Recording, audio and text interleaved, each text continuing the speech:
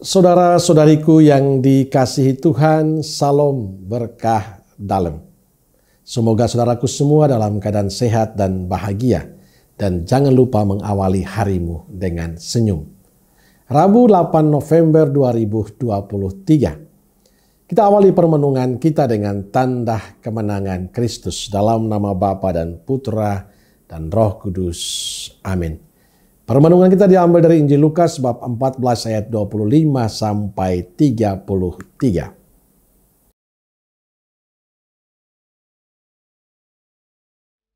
Pada suatu kali banyak orang berduyun-duyun mengikuti Yesus dalam perjalanannya.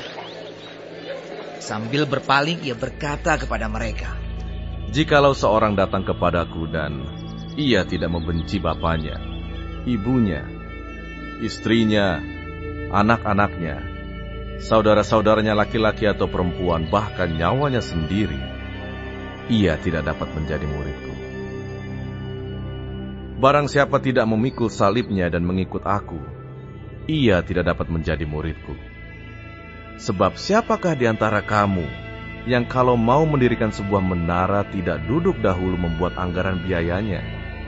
Kalau cukup uangnya untuk menyelesaikan pekerjaan itu, supaya jikalau ia sudah meletakkan dasarnya dan tidak dapat menyelesaikannya, jangan-jangan semua orang yang melihatnya mengejek dia sambil berkata, orang itu mulai mendirikan, tetapi ia tidak sanggup menyelesaikannya. Atau raja manakah yang kalau mau pergi berperang melawan raja lain, tidak duduk dahulu untuk mempertimbangkan apakah dengan 10.000 orang ia sanggup menghadapi lawan yang mendatanginya dengan 20.000 orang? Jikalau tidak, ia akan mengirim utusan selama musuh itu masih jauh untuk menanyakan syarat-syarat perdamaian. Demikian pula lah tiap-tiap orang di antara kamu yang tidak melepaskan dirinya dari segala miliknya, tidak dapat menjadi muridku." Saudaraku yang dikasihi Tuhan, bacaan Injil hari ini bicara tentang menjadi murid Yesus yang sesungguhnya. Menurut Injil, menjadi murid Yesus berarti bersedia menderita dan bangkit bersama Yesus.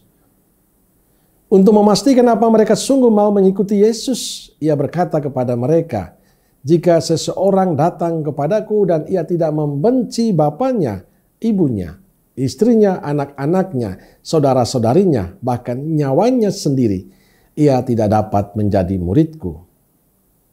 Jadi murid sejati harus mengutamakan hubungan dengan Yesus. Syarat yang harus dipenuhi memang berat karena menuntut nyawa sendiri yang harus dikorbankan. Lalu pertanyaan, mengapa Yesus memberikan syarat begitu berat? Bagi saya justru ingin mengatakan bahwa dialah satu-satunya pilihan bagi manusia. Memilih Yesus berarti segala-galanya. Tak ada sesuatu pun di dunia ini yang mampu menyainginya. Dengan meninggalkan segala-galanya termasuk keluarganya, tak ada lagi kekuatan dunia yang menghambat kita selain Allah yang kita pilih. Saudaraku yang dikasihi Tuhan, terkesan syarat mengikuti Yesus keras dan berat. Tapi sebenarnya sederhana. Yang dibutuhkan Yesus pada saat kita mengikutinya adalah mencintai Yesus dengan sepenuh hati. Cinta kepadanya harus lebih besar daripada cinta kepada keluarga dan juga pada diri sendiri. Inilah yang menjadi problem bagi kita zaman ini. Kita mengatakan diri kita murid Yesus, tapi cara hidup kita, perilaku kita, sikap kita tidak menunjukkan kalau kita sungguh mencintai Yesus. Kita masih malas berdoa, kita lebih asik dengan kesibukan kita korbankan relasi kita dengan Tuhan hanya untuk keinginan duniawi kita. Misalnya hari Minggu yang seharusnya kita mengikuti Ekaristi, tapi kita pilih untuk tidak ke gereja mengikuti Ekaristi demi kepuasan duniawi kita. Saudaraku yang dikasihi Tuhan, untuk menjadi murid Yesus, orang harus meninggalkan segala kalkulasi, meninggalkan perhitungan-perhitungan, dan hanya berserah saja kepada Yesus.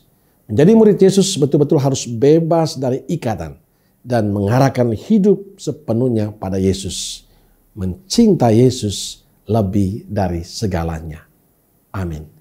Semoga Allah yang Maha Kasih memberkati saudaraku sekalian, Bapa, Putra, dan Roh Kudus. Amin. Duka Kudus Nazaret, doakanlah kami. Amin. Berkah dalam.